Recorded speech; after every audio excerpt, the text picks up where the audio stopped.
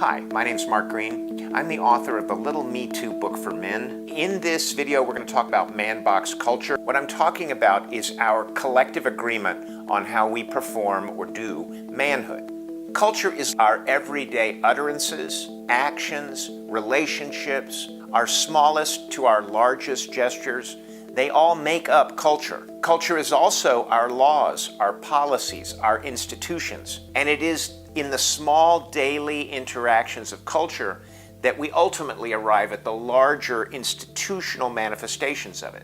Culture is not static. Culture is not singular. In fact, we are impacted by a range of different cultures that are intersecting. So you have religious cultures, you have regional cultures, you have gender cultures, you have political cultures, you have work-related cultures. You have microcultures, the culture of your own family, the culture of your own neighborhood. All of these cultures represent agreed upon sets of expectations and rules by which we operate. The man box culture of masculinity, our dominant culture of masculinity, is just another set of agreements. Culture is defined by and created by all of us. Some of us have more power in those conversations, some of us have more agency, but ultimately, it's a question of numbers. If enough people decide that a culture needs to change or shift, it does. So for us, when we talk about a culture of masculinity versus individual masculine identity, what we're talking about is our collective agency to create change. The challenge here is that if we choose not to talk about culture, we're left only with a conversation about identity. So when we talk about something like toxic masculinity, instead of toxic culture of masculinity, individual men may take that as a critique of their own identity, and there's a reason for this. Remember, the first rule of man box culture is don't show your emotions. So when we talk about hiding our emotions, what we're talking about is hiding our authentic response to the world we live in. In that moment, we are eliminating any possibility of self-reflection, because self-reflection is done in relationship with other people. And it is only through self-reflection that we can learn that the process of exploring identity is not an attack on identity. It is the raising of questions about how we arrived at our identity. Look, I completely agree that some men are just argumentative around the question of identity. They just don't feel like they should be answerable to anyone. I fully understand that for some men, a conversation about toxic masculinity is not threatening to them at all.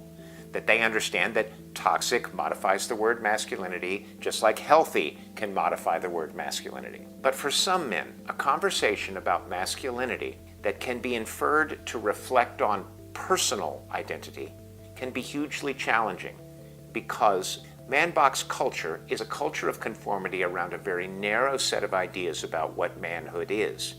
And the way that young boys are conditioned to conform to these ideas is through daily, even hourly, policing, bullying, and violence. This process of bullying and policing goes on for men all their lives, starting when they're very young children. So when we speak in ways that imply men's individual masculine identities are flawed in some way, we're dipping into a river of ongoing trauma around the question of performing identity. It's the trauma of being assaulted over and over and over again until we hide everything authentic about ourselves and take on a version of masculinity which in many cases is antithetical to our core sense of self. Niobe Way says that when you tell a boy to hide his emotions, essentially telling him to be invulnerable, that this is traumatizing, and that everything else that we are challenged by in manhood comes out of that. Because for many men, getting to a place where they perform masculine identity in an acceptable fashion included a traumatic process of stripping away many authentic parts of themselves. And so when we have a conversation that talks about masculine culture, we create a little breathing room for men who have been policed brutally all their lives around the question of identity, who are still being policed around the question of identity, not only by the men in their lives, but very likely by the women as well. When we talk about toxic culture of masculinity, when we talk about man box culture, when we put the focus on the overarching agreements that both men and women have made to define masculinity, then we can begin to have a conversation that creates agency and empowerment for people to make the small and large shifts daily in terms of how that culture operates. Additionally, we create a doorway that men can step through and begin to self-reflect in terms of what they have been taught. Because when we talk about culture as forming masculinity instead of masculinity itself as being flawed, we give men the breathing space they need to begin to self-reflect.